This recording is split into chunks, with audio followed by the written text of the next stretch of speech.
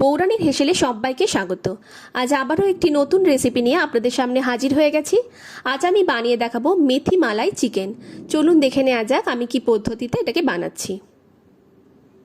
এটা বানানোর জন্য প্রথমে আমি এখানে 500 গ্রাম চিকেন নিয়ে নিয়েছি।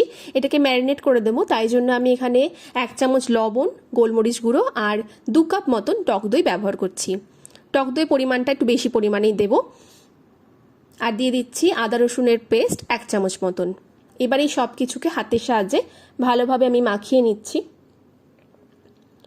এটাকে ভালো করে মাখিয়ে আমি প্রায় আধ ঘন্টা মতন এটাকে ম্যারিনেট করে রেখেছিলাম। আপনারা চাইলে আর বেশিক্ষণও রাখতে পারেন। এবার কড়াইয়ের মধ্যে খুব সামান্য পরিমাণে তেল আমি নিয়ে নিলাম আর সেটাকে গরম করে নিচ্ছি।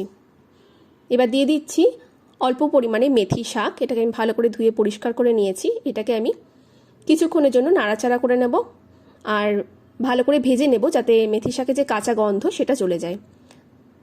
দেখুন শাকটা ভাজা হয়ে গেছে। এবার অন্য একটি পাত্রে আমি শাকগুলোকে তুলে রাখছি। এবার ওই কড়াইয়ের মধ্যে দিয়ে দিচ্ছি 1 কিউব বাটারের আর সামান্য পরিমাণে সাদা তেলও দিয়ে দিলাম। প্রায় 3 চামচ সাদা তেল এখানে ব্যবহার করছি। তেলটা গরম হয়ে গেছে। এবার আমি 2টো মিডিয়াম সাইজের পেঁয়াজকে ছোট ছোট কুচি করে নিয়েছি, সেটাকে এখানে অ্যাড করে দিলাম আর এটাকে বেশ কিছুক্ষণ একটু ভেজে নিচ্ছি। দেখুন এরকম লাল রং হয়ে এসেছে, পেঁয়াজটা ভাজা হয়ে গেছে। এই সময় আমি ম্যারিনেট করে রাখা যে চিকেনটা আমি সরিয়ে রেখেছিলাম সেটাকে এখানে অ্যাড করে দিলাম আর এটাকে ভালো করে পেঁয়াজের সাথে মিশিয়ে নিচ্ছি। বেশ কিছুক্ষণ এটা মিশিয়ে নেব আর মাংসটাকে একটুখানি কষিয়ে নেব। 5 থেকে 6 মিনিট এইভাবে আমি লো হিটে এটাকে রান্না করে নিচ্ছি। দেখুন ঢাকা দিয়ে দিয়েছিলাম, ঢাকা চাপা দিয়ে রান্না করেছি। অনেকটা জল বেরিয়ে এসেছে, মানে চিকেনটা কিন্তু প্রায় অনেকটাই সেদ্ধ হয়ে গেছে।